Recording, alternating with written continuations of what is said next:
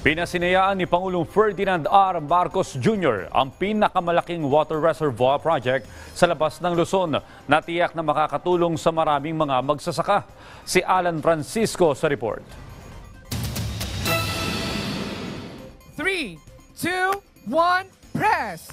Ito ang pinakamalaking water reservoir project sa labas ng Luzon na matatagpuan sa Kalinog, Iloilo. Ito ang mga dams ng Halaur River Multipurpose Project Stage 2. Mismong si Pangulong Ferdinand R. Marcos Jr. ang nagpasinaya sa proyekto. The JRMP2 has three key components: the irrigation development, the environmental and watershed management, and institutional development. Higit 4 na dekada nang natapos ang first stage ng proyekto noong 1982 sa panahon ni dating Pangulong Ferdinand E. Marcos Sr. It's only the beginning of what we have in store for the development of our water resources. Dahil sa pagbubukas ng Phase 2, mas maraming irigasyon ang masusuplayan ng tubig. Magpapaunlad ito hindi lang sa agrikultura ng Iloilo, kundi maging ang karatig lugar. Inaasang mapatataas nito ang produksyon ng palay sa Region 6 sa 160,000 metric tons.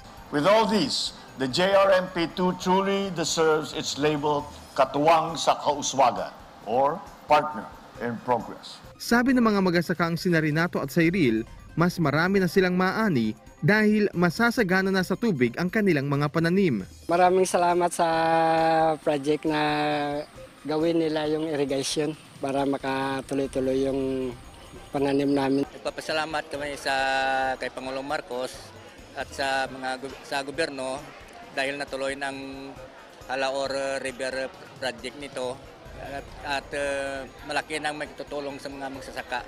Makatutulong din ito sa paglikha ng 6.6 megawatts ng hydroelectric power at pantulong sa pagresolba ng pagbaha. Additionally, it is also proposed to develop inland fishery, floating solar energy systems, and eco-cultural tourism in the near future.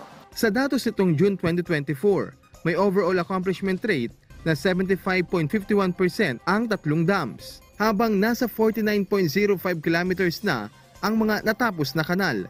Our water development projects would not just bring irrigation or potable water to our people, but will also help address flooding, produce food, generate electricity, and develop tourism activities. 20 bilyong piso ang halaga ng proyekto. Katuwang dito ang National Irrigation Administration at ang South Korean government. In Bagong Pilipinas, we are strategically harnessing our finite resources, especially water. We are also wisely investing our limited funds in projects that will bring optimal development for the most number of beneficiaries in the most efficient manner. Target makumpleto at maging operational ang proyekto sa pagkatapos ng 2025. Ang paunang pag-agos ng patubig na yan ayon sa mga magsasaka ay patunay at simbolo ng pag-agos ng pag-asa na magpapabuti sa sektor ng agrikultura hindi lang sa probinsya ng Iloilo kundi sa buong rehiyon ng Western Visayas. Mula rito sa Kalinog, Iloilo, Alan Francisco para sa Pabansang TV sa Bagong Pilipinas.